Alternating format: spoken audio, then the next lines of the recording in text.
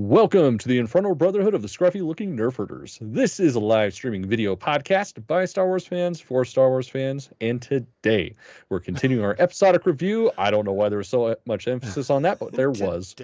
Yes. We're continuing our episodic review of Star Wars Andor with Season 2, Episode 9, Welcome to the Rebellion. Yeah, if we continue doing 2 episodes reviews per time we can get together to review, the next one's over. That's it. Yeah. And we're going to be done forever. Yeah, because nothing good else coming. We're going to be all done. Yep. Huh. We have to make up some other reason to hang out. Yeah, I mean, we could just like hang out. There's a novel idea. Yeah, that's true. Yeah. So what are your initial thoughts of this one? Because the episode 8 was fucking crazy chaos. Mm-hmm. Yeah, it was one of those things where it's like, how the fuck are they going to top that? Especially because this far in, even a dumbass like me understands that it's a 3-episode story arc per, for the season. Right. This fucking did it. Definitely did it. Like so intense. Like these last 2 episodes, just the amount of tension is just so goddamn insane. I was shocked at how, because we've seen this before. This is not live air and then reviewing it the day after. Like we've sat with this for a while, and it still get me. Like I'm like on the edge of my seat the whole time, just like why is this resonating so strongly? Like why am I feeling this way? I know what's going to happen, and yet it still does, and that's the testament to the filmmakers, well, the showrunners, I guess. I mean, really everybody involved. Like this is just a great example of what happens when you get a bunch of people together that know what the fuck they're doing and their heart is in it. Yeah. Like, you can absolutely feel it. So we're living in the aftermath of the Gorman massacre. Mm-hmm. The Empire is doing their best to the media to spin it. Mm-hmm. Again, a little too real. Yeah. The nonsense we're experiencing today. And we have Mon Mothma like talking to Bail Organa, like, look, this has to happen now. Like, we have to start this rebellion now. And Bail's like, hold on, sister.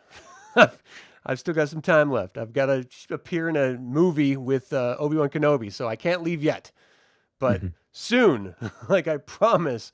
She's like, but I have to give my big speech and turn everyone against the Empire. And the fact that she called out Palpatine at the end of that speech, like, first of all, it was a great speech. Yeah. But then she just calls him out as a monster that we created. How do you not see a parallel in real world? Yeah, I mean, it is that's the hard thing, is because this shit was written well before what we are experiencing right now, because believe it or not, folks, we're only 6 months in. Oh my gosh. Well, okay, sorry. Let me rephrase. We're 7 months in, whatever. But like, it's just so insane that it's so relevant. It's like, it just shows how fucked we are. Yeah. Because the worst possible outcome they can think of that, of course, ties into the movies and all that stuff, is something that a fascist dictatorship would present. And now we're experiencing it in real life while watching the show. It's weird. It's the only crazy thing that could make it more like on the nose is if we caught Emperor Palpatine fucking a child. Because then it would be, oh yeah, that's 100% Donald Trump. Because he rapes children. Just putting it out there. That's what he has always done. That's what he's always talked about. That's the people he's always hung around. And that is who you fucks voted for. So congratulations on child rapists across the country. You did it. You finally did it. The best part / most frustrating part about being on social media still is seeing the motherfuckers that voted for him still consistently talking about shooting pedophiles and rapists. And it's like, you voted for one. Shoot yourself. Do us all a favor. Can we just fucking move on? from these fucking insanity. Like, okay. So anyway, this is not a political show. This is a political show, but our show It's a very talking political about show, this yeah. show is not a political show. No, Mostly. no. No, I love the fact that she's putting such an urgency on it, and he's like, I get it, but we have to wait. And then we cut to Luthen and what is Chloris? No. Chloe's? What the fuck is the girl's name that this is killing me. Anyway, it cuts to them and they're as tense and fractured as anyone else. And we get to this point where he's like, look, we had talked, and I'm paraphrasing here, about, if we ever ran out of luck, we just have to like pop smoke. Our luck has run out. And he goes to talk about his ISB informant, and this ISB informant gives us the first clue that anyone outside of the Empire and the ISB has any idea about, that there is a massive weapon being created, and everything that's happened thus far has been a smokescreen, just a cover job.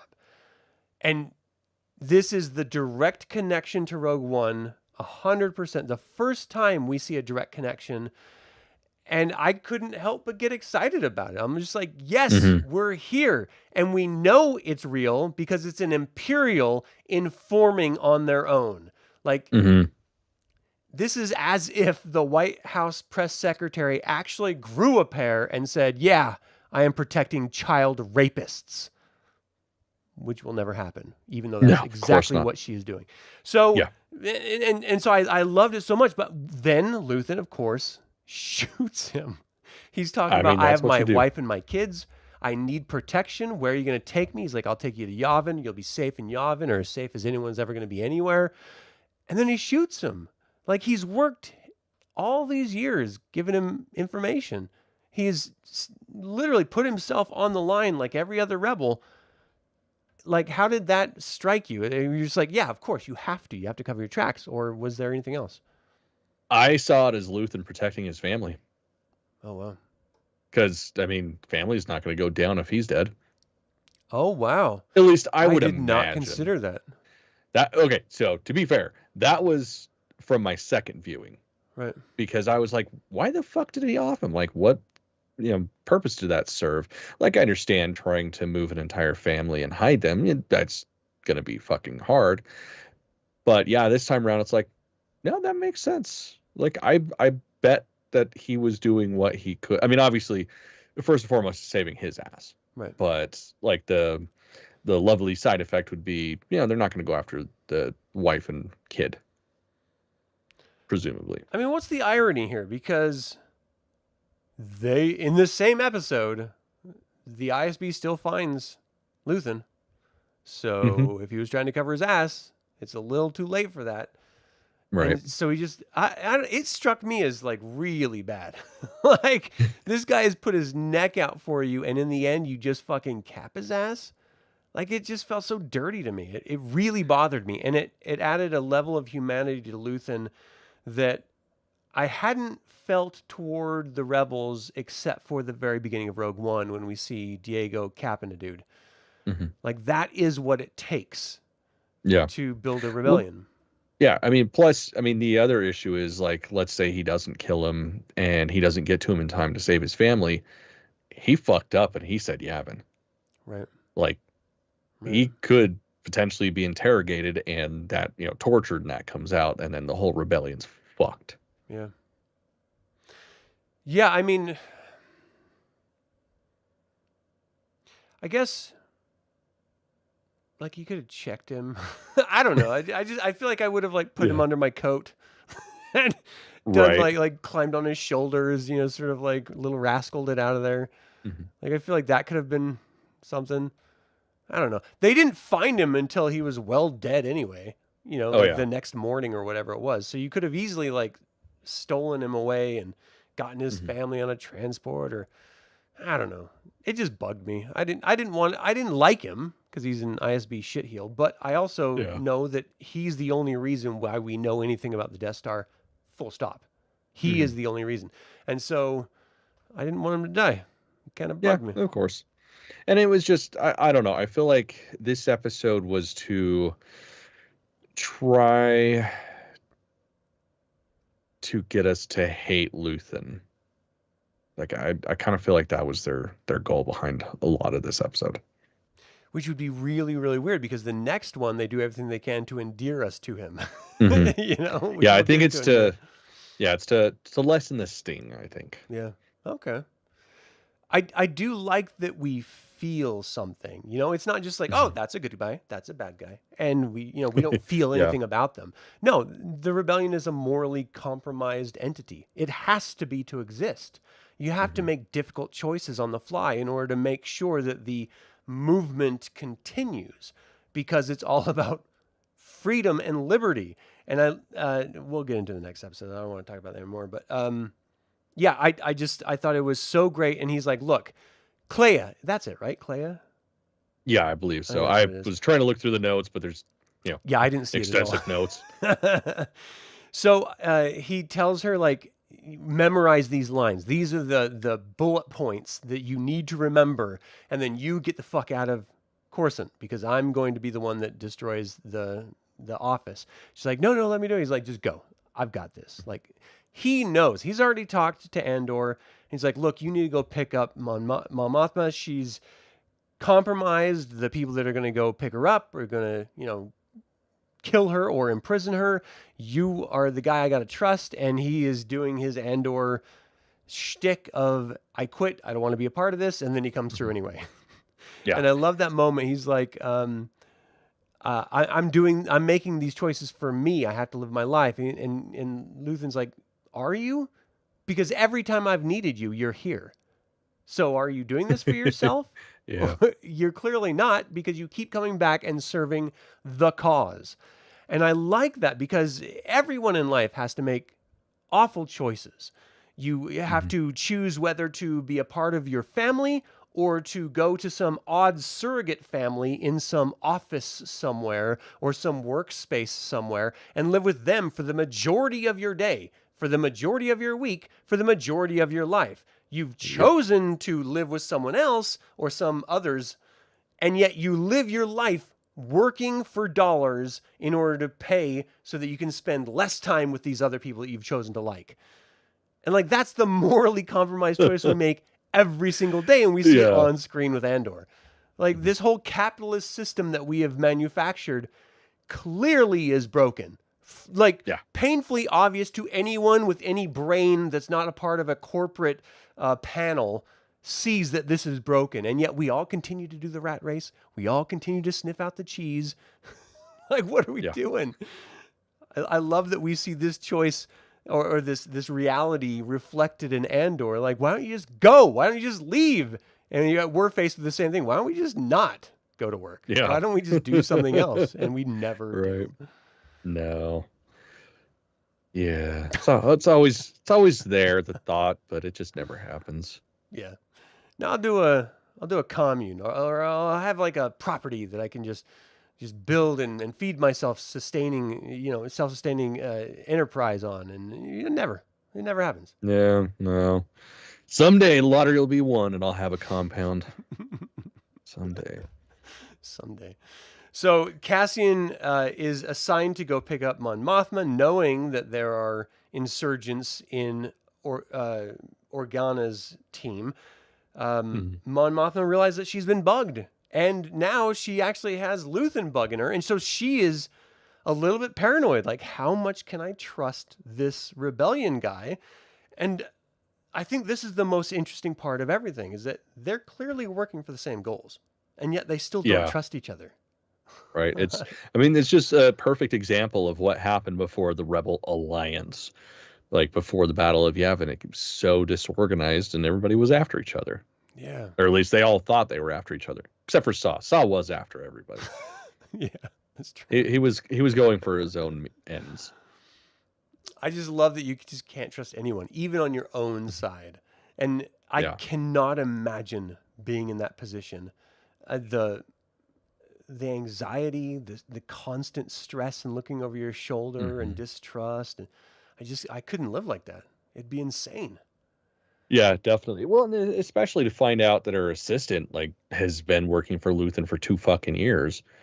Yeah. But there is that, beautiful moment at the end of the episode where, you know, she fucking fires him, tells him to go kick rocks, and then he's the one that saves her ass. Mm-hmm.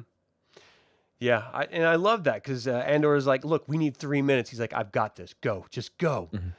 And I loved how Andor's approach to Mon Mothma, it's almost like he's taking care of a child rather than an adult. Oh, yeah. He's just like, no, hold my hand. 100%. Come with me. Stop. Yeah, first, here's the jacket. Now hold my hand. Yeah, no, straight up like a child that lost their parent. And it goes to show the stark difference because they're fighting the same rebellion. They're doing the same work. It's just in wildly different ways. She's up there with the Senate doing her best to try to convince other people of the realities, and her speech about truth being lost, come on. Dude. That's not a direct reflection of the last administration of Trump. Like, come on. It has to be. There has never been an administration that literally had a war on truth, that said that everything you see is a lie. Don't believe your lying eyes. And like 50% of the country is just like, yes, master. I don't believe my eyes, master. Just fucking insane. This is the end goal of McCarthyism to a fucking T. And so ultimately, Cassian drags her out of the Senate chamber after her rousing speech, which was wonderful. The ISB did everything that it could to shut it down, but they only shut it down at the very end.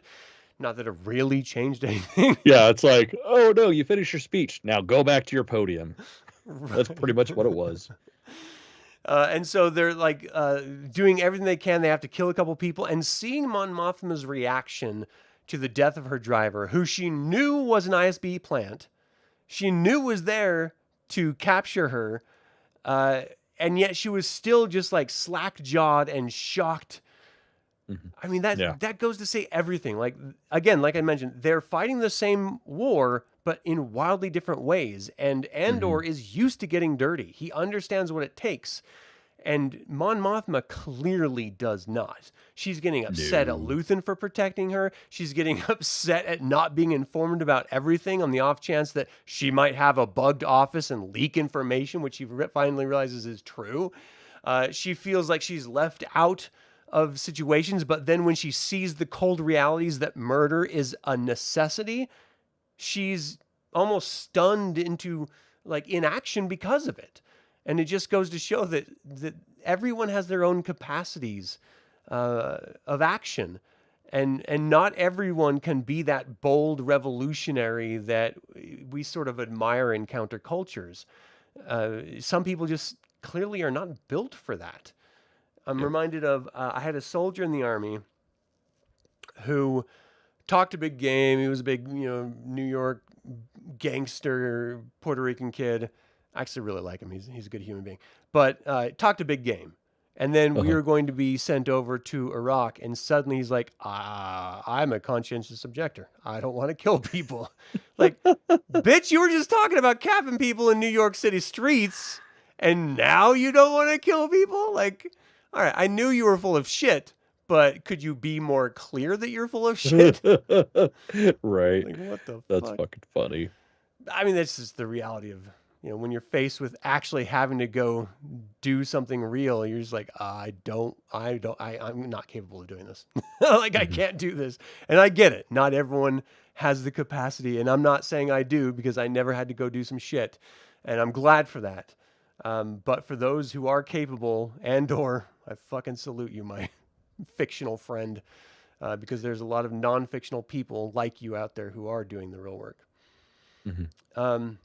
All right, so he takes her off planet, and you would think that would be like the end of the episode. Like, mission accomplished. Andor said he didn't want to do what he ended up doing.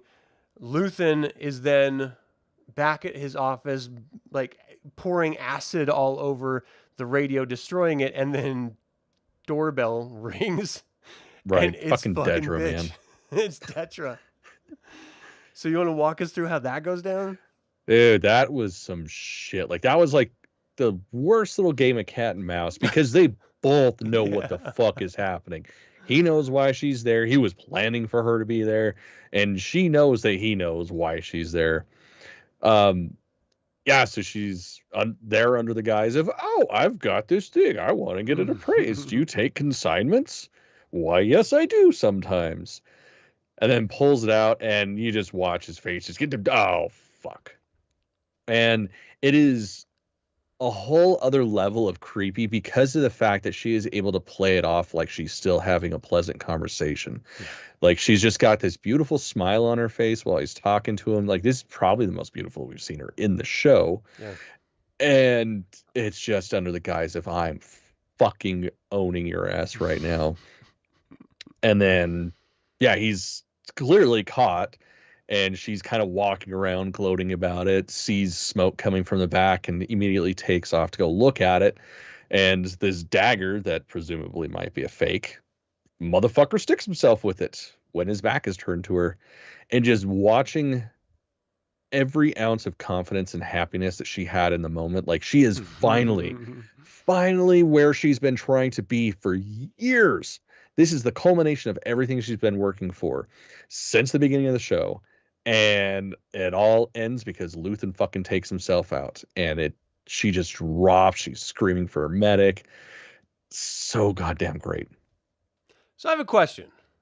If you had a knife, you knew you were going to be tortured until you gave up information you didn't want to give up, and maybe then tortured longer, and then eventually murdered no matter what, or sent to some sort of prison camp somewhere. If you chose to end your life with this little dagger, where would you stick yourself? Because I think he tried to stick himself in the, like, did he try to, like, seppuku himself? Is that how you say it? Seppuku? Either that or Sudoku. I don't know. One or two. Just kidding. not Sudoku.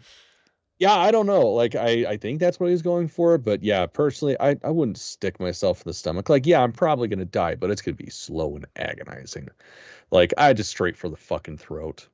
See, that's what I was thinking too. I would probably just, as quick as I could, just jab myself in the jugular and let my heart do the rest. Because then you're not like, and that's why I never understood the people in, like, horror films you usually see, like, cutting their own throat. I'm like, you don't have to do that. You just have to hit the main artery. Yeah, that's overkill. Just a good stick right here. Yeah. That's it. Just pop. Not even that deep. Like, you go like about that, about inch and a half, 2 inches deep. The job's done. Like, yeah, that's what I would end of the story. Do. Like, even if you don't pull it out, you're cutting off, oxygen to your brain, and you're going to go out real fucking fast. Yeah. And then somebody pulls it out, and then it's like geyser, all beautiful and shit. So. And worst case scenario, your body is built to put you into shock so you don't feel shit. So that's pretty awesome too. Yeah. I'm not, saying anyone should do it, but if you find yourself getting ready to be tortured by the Empire, maybe that would be... Definitely go for the throat, not your stomach. I just thought that was such a strange choice of his. He's so smart and calculated in everything he does, and then he, like, guts himself. Like, what the fuck are you doing, man? It's the worst, literally the slowest way you could have possibly chosen to kill yourself. So they put him in this, iron lung and send him off. And she is just, like, so impatient. Like, all right, I need to talk to him now. The doctor's like, he's, like, not really alive right now. Like, the room is making him live. And she's like, but I have things to do. I have a schedule. So goddamn funny. This is shocking. I love seeing... this is going to drive me insane. Is it Cloya? Clara? Clovis? It was Clea. It's Clea. All right, I'm going to bold it in my notes so I don't forget this damn thing. Clea is amazing. She's the star of the next episode. Right. And so we'll get into that in the next episode and stuff. But I love that she has such a powerful relationship with him that we've never really fully understood until the next episode. And I really do think that they needed that episode to really dive into it. Because absent that, we're just sort of left with this weird, like, well, how did they meet? Are they just both rebels like everyone else? Why is she so protective of and concerned for Luthen when Luthen is clearly unraveling himself? And yet she has always been this sort of steady force, not only having his back, but also moving forward when he's incapable or when he's off world doing something else, she is keeping the operation running. And I love that we finally get a little bit of insight into who she is here coming up. But they get Mon Mothma to the safe house, and the rebellion is not any different than any other political organization. They don't want her to come to Yavin without the proper escort so that she can give the proper speech to have the proper reaction from this political group. And it just, at that point, I was just like, why are you becoming the Democratic Party? Just do the goddamn job and stop talking about the damn job. Like, please. That's the biggest problem in politics in our real world. We don't have anyone that actually does anything except for the shitty ones. The good ones, who are supposed to be the good ones, don't actually do anything. And I mean, it's all because they're paid by the same people. And I personally think they're paid not to do anything, just to rile up shit. But it's infuriating. Like, I just want someone to do something that's objectively not vile and evil. Yeah, right. For once. Why is it so fucking wrong for us to want 1984 to be fiction versus reality? Like, I feel like that's really not that much to ask. Yeah. Hey, Pika fan. Thanks for tuning in, man. It's been a while. What's up? All right, so we've got Cassian going back to Yavin sans Mon Mothma so that she can have her entrance. And he gets there, and Old Boy's waiting for him. And he's like, hey, oh yeah, by the way, I've got this droid there, this KX droid back there. I think all the parts are there. How about you put them together? Yeah, so good. And after, like, you know, fucking, because that's Dodonna, right? Yeah. Yeah, so after General Dodonna is all like, oh yeah, you know, it's good that you're back. We're waiting on her to get here. You know, she's got to give her rousing speech. We're going to pretend that, you know, we're not going to log this. Don't worry.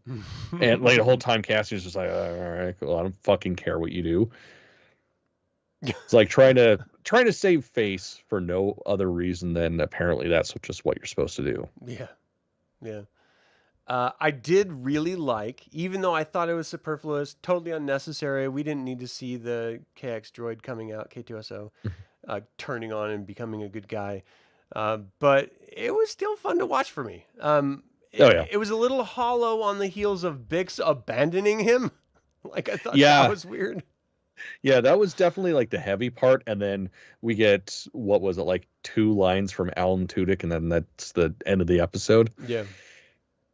But yeah, it's nice because, you know, I'll always take some Alan Tudyk, but definitely seemed a little underwhelming after what had just happened, especially because it was a pretty drawn out speech, like alongside him, you know, running around trying to find her, even though he knows for a fact she's gone. Like, hey, yeah, I'm leaving you until this shit's over. I got a kid with you, and fucking smell you later. I really thought that whole thing was bullshit. I don't understand why she left in the first place. She was presumably safe there. He was, for years, he's been saying he's going to quit this thing, and he hasn't yet. So why do you think that he's going to if you stay? And then if you know you have a kid with someone, why would you abandon them? Right. Well, I mean, I guess I get it, because probably what she was thinking was, like, if he finds out she's pregnant, he's out. Like, that's it. He's going to for sure quit. They're going to run away. And, you know, her thing was like, you are needed for this. You are important to this. This is not going to happen without you. That's why I have to leave. Yeah. I don't know. Bullshit. And yeah, I mean, she wasn't wrong, but, you know, it's kind of fucked up move. Especially because, you know, the sequel to this, he dies. What? I know, spoiler. What? Sorry. God damn it. Yeah, that's why it bugs me, I think. Because he could have had as much time as possible with them, and instead, she's like, smell you later. Yeah. Yeah, right. He would have got the kid for, you know, almost a good solid year before he died. Yeah, that's something. That's not nothing. Damn it.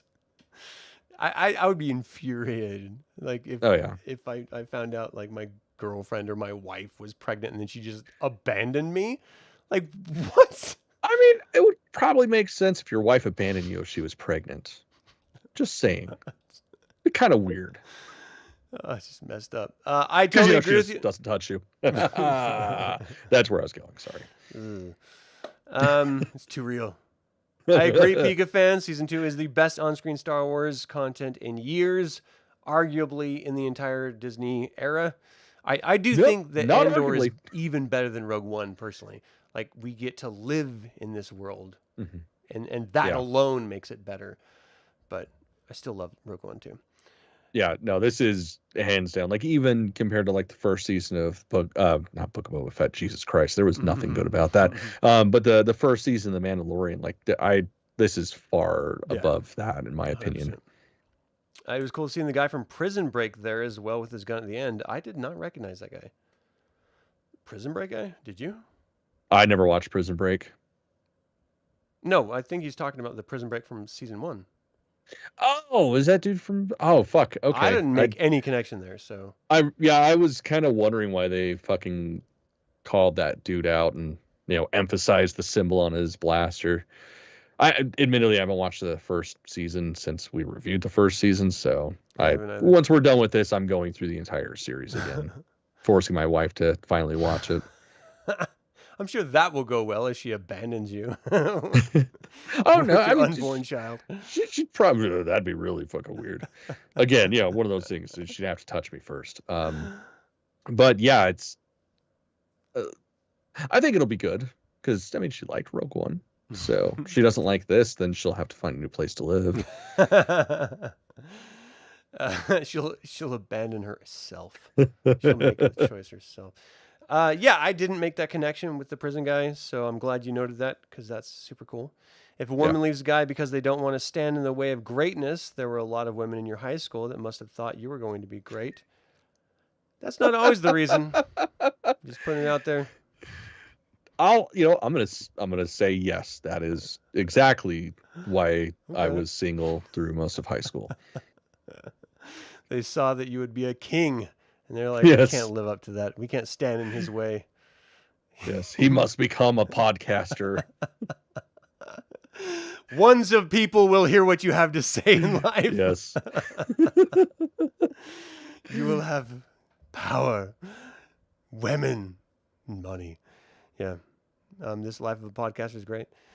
Yeah, I thought this was a great episode. It started really strong. It ended a little bit fun, with the whole K2 voiced Alan Tudyk.